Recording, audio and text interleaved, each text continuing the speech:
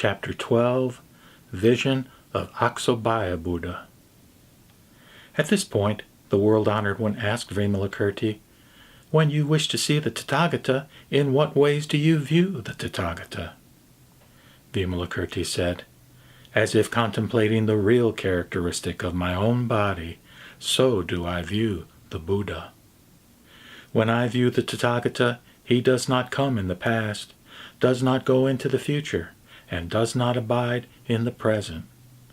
I neither view him as form, nor view him as the suchness of form, nor view him as the nature of form. I neither view him as feeling, conception, process, or consciousness, nor view him as the suchness of consciousness, nor view him as the nature of consciousness. He does not arise from the four great elements and is identical to space.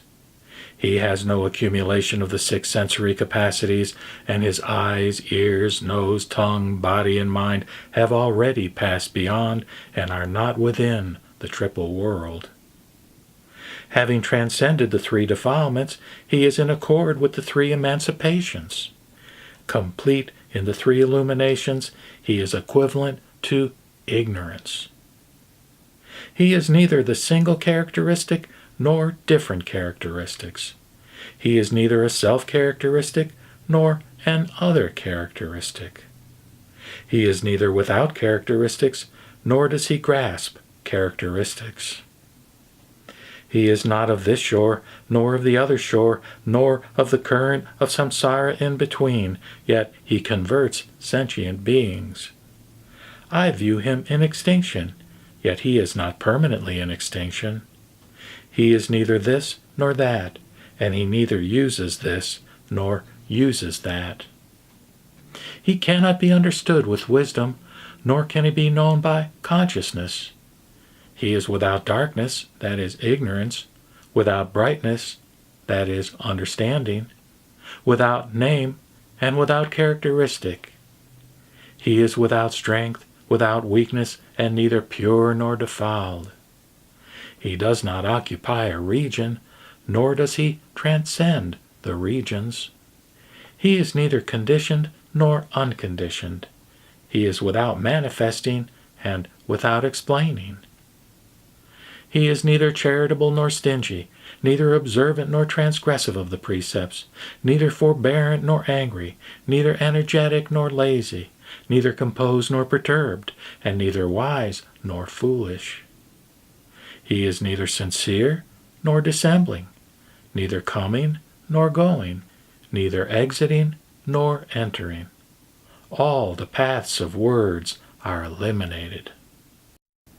He is neither a field of blessings nor not a field of blessings. He is neither one worthy of offerings, that is, an arhat, nor not one worthy of offerings. He neither grasps nor forsakes. He neither has characteristics nor is without characteristics. He is identical to the true limit and equivalent to the Dharma nature. He is indescribable, incalculable. He transcends appellations and measures. He is neither great nor small.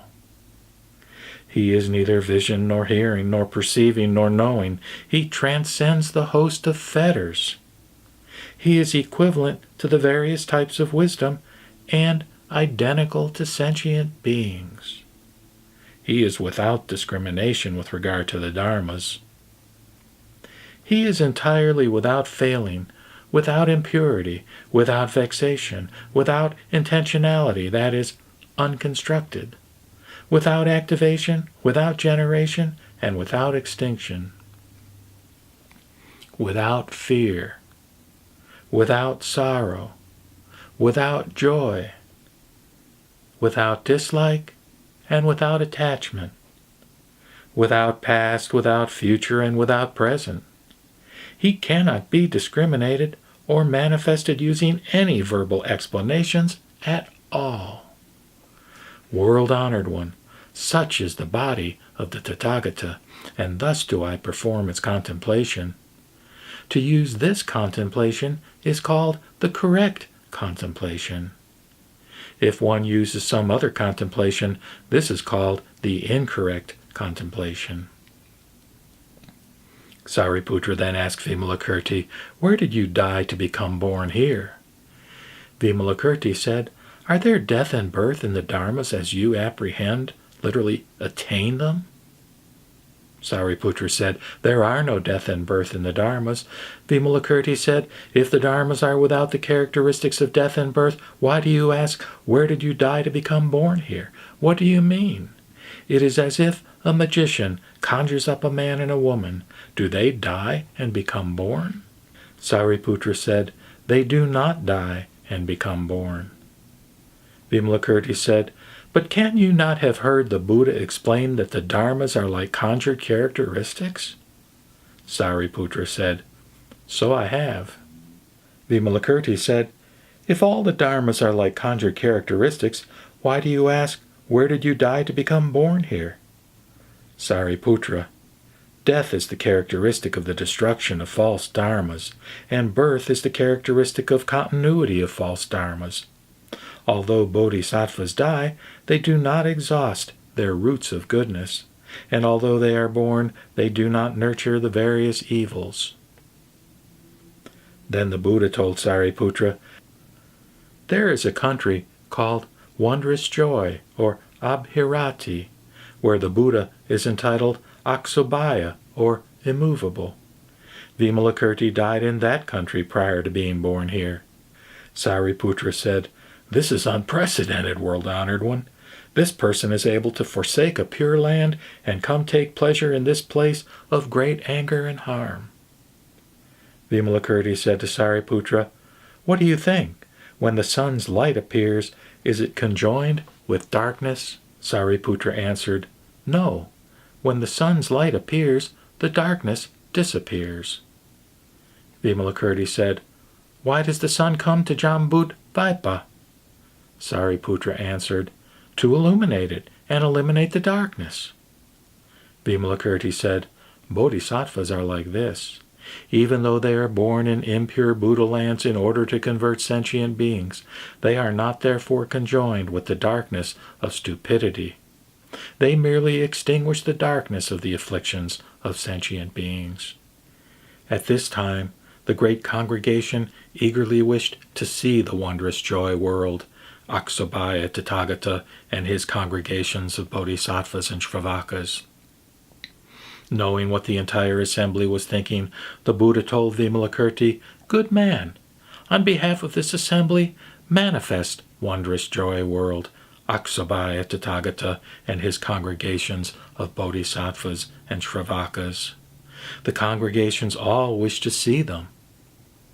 Vimalakirti then thought to himself, "Without getting up from my seat, I should lift the wondrous joy world, including its iron-ring mountains, streams, rivers, oceans, springs, Mount Sumeru and the other mountains, the sun, moon, and stars, the palaces of the gods, dragons, demonic spirits, and Brahma gods, its congregations of bodhisattvas and shravakas, the cities, towns, and villages, men and women, adults and children, and even Aksobhya Tathagata, with the Bodhi tree and its wondrous lotus flowers, which are able to perform the Buddha's work throughout the 10 directions. There are 3 jeweled stairways from Jambudvipa to the Tushita heaven, and the gods descend these jeweled stairways. They all worship Aksobhya Tathagata and listen to his Dharma.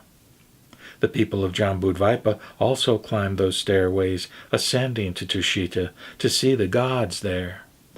The wondrous joy world is composed of such immeasurable merits, from the Akanistha heaven above to the water limit, that is, the disk of water below.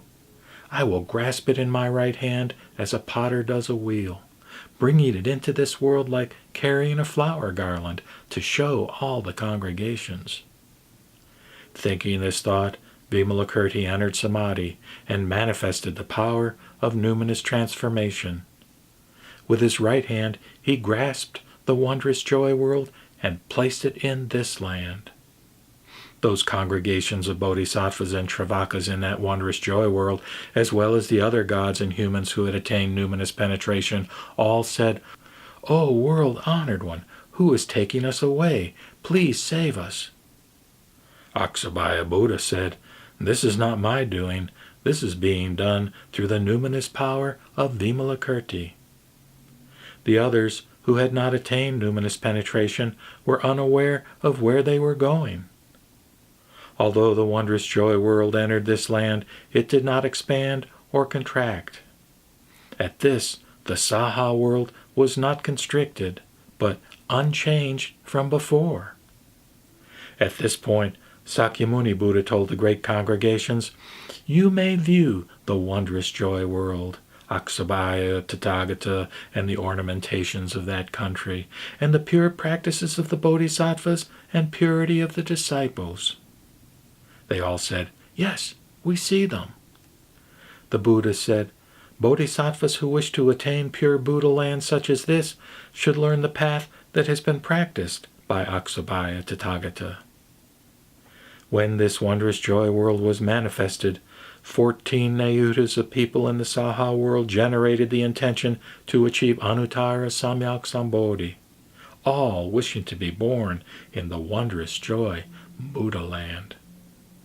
Sakyamuni Buddha predicted for them, saying, "You will be born in that country."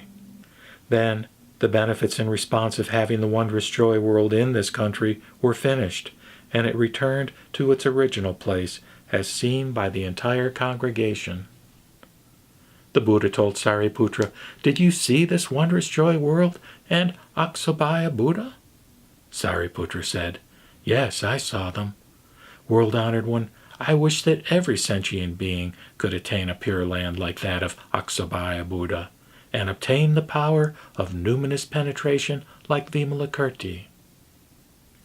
World-honored one, we have quickly attained good benefit, seeing these people and making offerings directly to them. Those sentient beings who hear this sutra, either now while you are present or after the Buddha's nirvana, will also attain good benefit. How much more so if, after hearing it, they devoutly understand, accept, recite, explain, and practice according to it. Those who get hold of this sutra will attain the entire storehouse, that is, treasury, of the Dharma jewel. If one reads, recites, explains its meaning, or practices according to its explanation, one will be protected and remembered by the Buddhas. To make offerings to such a person, understand that this is to make offerings to the Buddha. To copy and maintain these fascicles of Scripture, understand that the Tathagata is present in that room. Those who hear this sutra and are able to become joyful accordingly will achieve omniscience. If one is able to devoutly understand this sutra, even just a single 4-phrase verse, and explain it to others, understand that such people will immediately receive a prediction of their future achievement of Anuttara Samyak Sambodhi.